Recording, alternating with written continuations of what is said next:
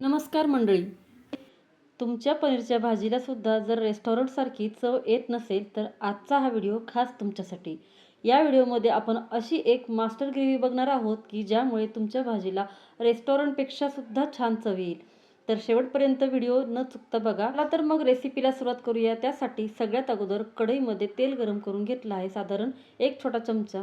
त्यामध्ये 1 मोठा कांदा घेतला आहे. तो कांदा आणि 5-6 लसणाच्या पाकळ्या आणि थोडंसं आलं घेऊन कांद्याचा रंग गुलाबी होईपर्यंत परतून घ्यायचं. त्यानंतर इथे मी 2 मोठे टोमॅटो घेतले आहेत बारीक चिरून. ते सुद्धा आता या कांद्यासोबत आपल्याला परतून घ्यायचे मऊ होईपर्यंत.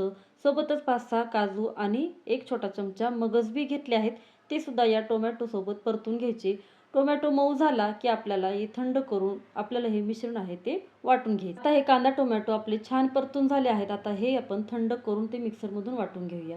चला तर आता हे थंड व्हायला ठेवलं आहे. तोपर्यंत आपल्याला एक काम करायचं की एका बाउलमध्ये थोडंसं पाणी घ्यायचं, त्यामध्ये थोडंसं मीठ टाकून ठेवायचं. अशा प्रकारे मीठ थोडंसं पाण्यामध्ये विरघळलं की यामध्ये आपल्याला जे पनीर आहे त्याची क्यूब करून अशा प्रकारे ठेवायचे. 10 ते 15 मिनिटं या पाण्यात आपल्याला हे पनीर असंच ठेवून द्यायचं. याने काय होईल की पनीर हे भाजीमध्ये टाकल्यानंतर अजिबात वातड होत नाही. भाजी संपेपर्यंत हे पनीर एकदम सॉफ्ट राहतं. आता त्यानंतर आपल्याला कढईमध्ये 2 मोठे चमचे बी तेल गरम करून घेतलं आहे. तेल खूप जास्त गरम होण्याआधीच आपल्याला ही ग्रेव्ही आहे ती यामध्ये टाकून घ्यायची आहे. म्हणजे ग्रेव्हीचे शिंतोडे आहेत ते गॅसवर किचन ओट्यावर उडणार नाहीत आणि गॅस किचन ओटा खराब होणार नाही. आता ही जी ग्रेव्ही आहे ती पूर्णपणे आपल्याला छान परतून घ्यायची आहे की तेल सुटेपर्यंत परतून घ्यायची. आता कडेने तुम्ही बघू शकता तेल सुटतं. यामध्ये काही मसाले टाकून घेऊया. थोडीशी हळद, आवडीप्रमाणे लाल तिखट, 1 छोटा चमचा धने पावडर, किंचितसा गरम मसाला आणि 1 छोटा चमचा इथे मी टाकला आहे पनीर मसाला. तुम्ही बघू शकता ग्रेव्हीला किती सुंदर असा रंग आला आहे. कडेने तेलसुद्धा छान सुटत आहे. अशा प्रकारे तेल सुटले की यामध्ये आपल्याला टाकायची आहे दुधावरची साय. घरचीच क्रीम, घरचीच साय इथे मी वापरली आहे. तरीसुद्धा तुम्ही बघू शकता आपली ग्रेव्ही आहे ती एकदम छान अशी चोपडी तयार झाली आहे.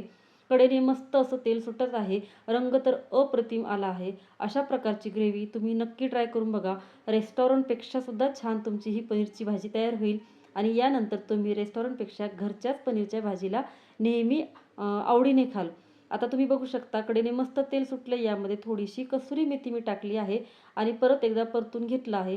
आता या ज्या मिक्सरच्या भांड्यामध्ये आपण वाटण करून घेतलं होतं त्यातच थोडंसं पाणी टाकून मी इथे पाणी यामध्ये टाकून मिक्स करून घेतले. आवडीप्रमाणे तुम्हाला कशी भाजी हवी आहे, घट्ट किंवा पातळ, त्याप्रमाणे तुम्ही आवश्यकतेनुसार पाणी टाकून घ्यायचं. मध्यम गॅसवरील साधारण 3-4 मिनिटं ही ग्रेव्ही आहे ती छान शिजवून घेऊया. मंडळी आपली ही ग्रेव्ही छान शिजत आहे. तोपर्यंत तुम्ही चॅनलवरती नवीन असाल तर अशाच सोप्या आणि झटपट अशा पद्धतीच्या रेसिपी पाहण्यासाठी चॅनलला नक्की सबस्क्राईब करून घ्या आणि बेल आयकॉन प्रेस करायला विसरू नका. आता आपली ही ग्रेव्ही इथे छान शिजून तयार झाली आहे. यामध्ये जे पाण्यातलं पनीर भिजत ठेवलं होतं ते पाणी बाजूला काढून पनीर यामध्ये टाकून घ्यायचं. चवीपुरतं मीठ टाकून घ्यायचं आणि परत एकदा मंद गॅसवर ही भाजी साधारण 3-4 मिनिटं आपण छान शिजवून घेऊया. रेस्टॉरंटपेक्षा सुद्धा एकदम छान अशा चवीची मास्टर ग्रेव्हीसोबत आपली ही पनीरची भाजी इथे तयार आहे. नक्की ट्राय करा. तुम्हाला खूप जास्त आवडेल आणि रेसिपी केल्यानंतर तिचा फोटो कमेंट करायला विसरू नका आणि कशी वाटली रेसिपी ही कमेंट करून नक्की सांगा. चला तर मग अशाच सोप्या आणि झटपट पद्धतीने रेसिपीज पाहण्यासाठी चॅनलला सबस्क्राईब करून घ्या. परत भेटू अशाच मस्त रेसिपींसोबत. तोपर्यंत धन्यवाद.